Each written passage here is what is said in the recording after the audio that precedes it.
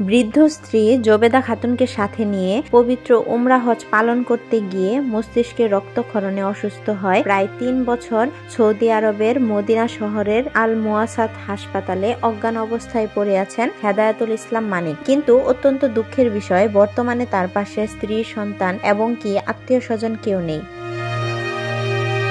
Saudi আরবে সরকারি খরচে ৩ বছর ধরে তার চিকিৎসা চলছে। তার বাড়ি ফেনী জেলার পরশুরাম উপজেলার মির্জানগর ইউনিয়নের মহেশ পুষ্করণী গ্রামে। তিনি স্থানীয় একটি মসজিদের ইমাম ছিলেন। পরিবার সূত্র জানায়, ২০২৩ সালের ১ ফেব্রুয়ারি হেদায়েতুল ইসলাম মানিক ও তার স্ত্রী জোবেদা খাতুন, তার শ্যালক মোহাম্মদ সাদেক মজুমদার ও শ্যালকের স্ত্রী পারুল আক্তার সহ ৪ সদস্য মিলে পবিত্র উমরা পালনের জন্য সৌদি আরবে যান।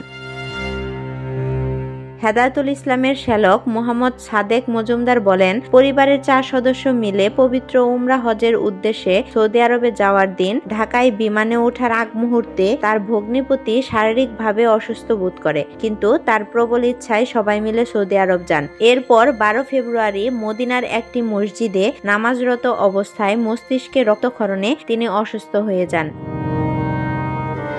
ওই মসজিদের ইমাম পুলিশকে ফোন করলে পুলিশ ঘটনাস্থল থেকে তাকে উদ্ধার করে মদিনার একটি হাসপাতালে নিয়ে যান। এ সময় আমরাও তার সাথে হাসপাতালে যাই। মদিনার হাসপাতালের চিকিৎসকরা তার পরীক্ষা নিরীক্ষা করে তার অবস্থা গুরুতর বলে জানান। এরপর ১৫ ফেব্রুয়ারি পর্যন্ত আমরা সৌদি আরবে অবস্থান করে পবিত্র উমরা হজের আনুষ্ঠানিকতা শেষ করি। এ সময়ের মধ্যেও তার শারীরিক অবস্থার উন্নতি না হলে আমরা তাকে হাসপাতালে চিকিৎসাধীন অবস্থায় রেখে দেশে চলে আসি।